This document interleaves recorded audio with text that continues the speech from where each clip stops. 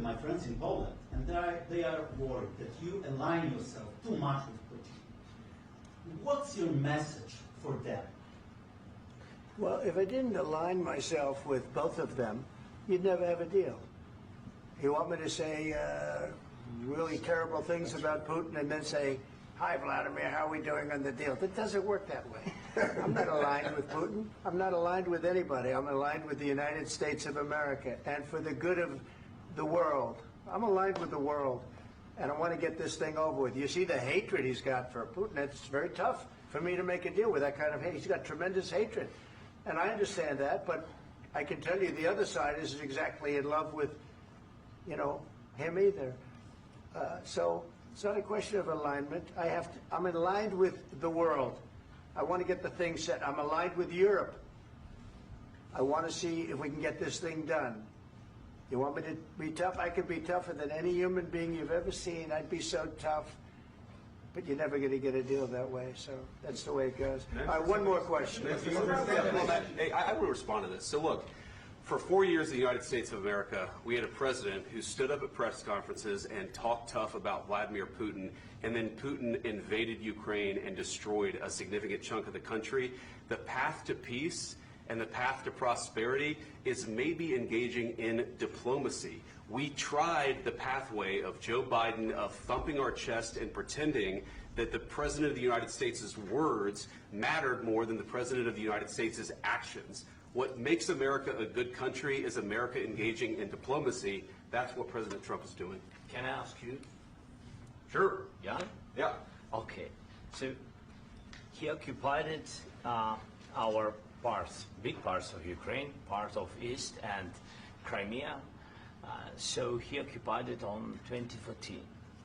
So during a lot of years, so I'm not speaking about just Biden, but those time was Obama, then President Obama, then President Trump, then President Biden, now President Trump, and God bless, now President Trump will stop him.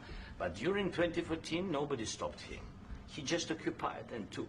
He killed people. You know what the contact 2015. 2014 and 2014. Yeah. So I was not here. Yeah, but that's exactly right. Yes, but during 2014 till 2022, the situation the same. The people are been dying on the contact line. Nobody stopped him.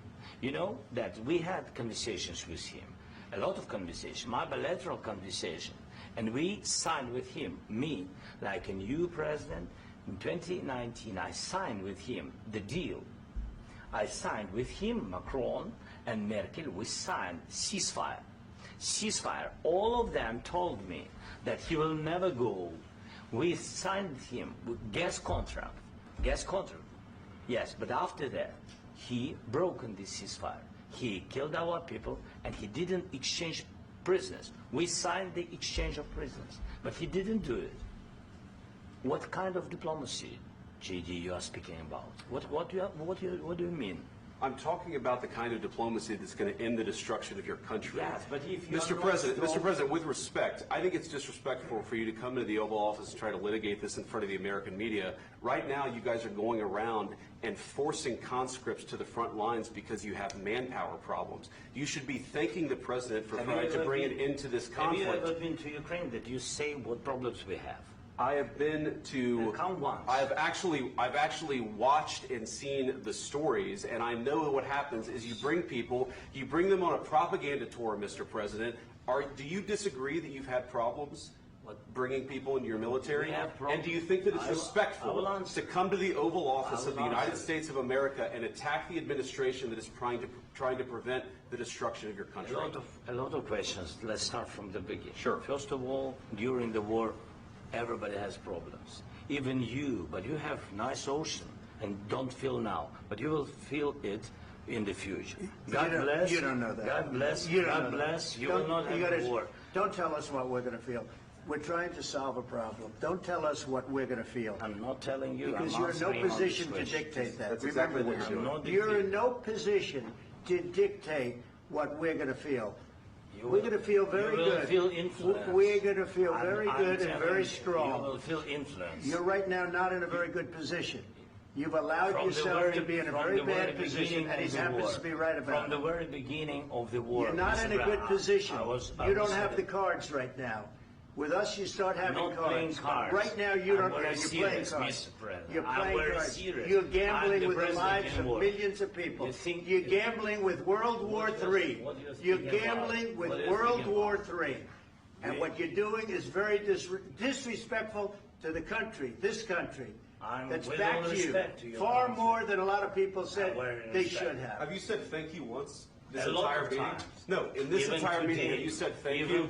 You went to Pennsylvania and campaigned for the opposition in October. Offer some words of appreciation for the United States of America and the president who's trying to save your country. Please, you think that if you will speak very loudly about the war, you He's not speaking loudly. He's not speaking loudly. Your country is in big trouble. Can I Wait a answer? minute. No. You've done a lot of talking. Your country is in big trouble. I know. You're not winning. You're not winning this. You have a damn good chance of coming out okay because of us. Mr. President, we are staying in our country, staying strong from the very beginning of the war. We've been alone, and we are thankful. I said thanks you haven't in been this alone. cabinet, you haven't been alone. In this cabinet. We gave you, through this stupid president, $350 billion. You voted we gave for you your military equipment, and your men are brave, but they had to use our military. If you didn't have our military equipment, if you didn't have our military equipment, this war would have been over in 2 weeks. In 3 days, I heard it from Putin. In 3 days. This is something maybe new. Less. In 2 weeks, of course, yes. It's going to be a very hard thing to do business like this. I tell you. Just say thank you. I said a lot of times to American people. Except that there are disagreements, and let's go litigate those disagreements rather than trying to fight it out in the American media when you're wrong. We know that you're wrong. But you see, I think it's good for the American people to see what's going on. I understand, sir. I think it's very important. That's why I kept this going so long. You have to be thankful. You don't have the cards. You're buried there. Your people are dying. You're running low on soldiers. Listen, you're running low on soldiers. It would be a damn good thing. And then you tell us, I don't want a ceasefire. I don't want a ceasefire. I want to go, and I want this. Look. If you could get a ceasefire right now, I tell you, you'd take it so the bullets stop flying and your men stop getting killed. Of course, we want to stop the war. But you're saying you don't want a ceasefire. But I said to you, I want a ceasefire. With guarantees. Because you'll get a ceasefire faster than an agreement. Ask our people about ceasefire, what they think. That wasn't with me. That wasn't with me. That was with a guy named Biden, who was not a smart person. That was with Obama. It was your president. Excuse me. That was with Obama, who gave you sheets, and I gave you javelins. Yes. I gave you the javelins to take out all those tanks. Obama gave you sheets. In fact, the statement is Obama gave sheets and Trump gave javelins. You got to be more thankful, because let me tell you, you don't have the cards. With us, you have the cards. But without us, you don't have any cards. One more question to this Vice President. I'm sorry. It's going to be a tough deal to make because the attitudes have to change. What if Russia breaks ceasefire? What if Russia breaks peace talks? What do you do then? I understand that it's a heated conversation right now. What are you saying? She's asking, what if Russia breaks the ceasefire? What if anything? What if a bomb drops on your head right now? Okay? What if they broke it? I don't know. They broke it with Biden because Biden, they didn't respect him. They didn't respect Obama. They respect me. Let me tell you, Putin went through a hell of a lot with me. He went through a phony witch hunt where they used him and Russia. Russia. You ever hear of that deal? That was a phony Hunter Biden, Joe Biden scam. Hillary Clinton, Shifty Adam Schiff. It was a Democrat scam. And he had to go through that. And he did go through it. We didn't end up in a war. And he went through it. He was accused of all that stuff. He had nothing to do with it. It came out of Hunter Biden's bathroom. It came out of Hunter Biden's bedroom. It was disgusting.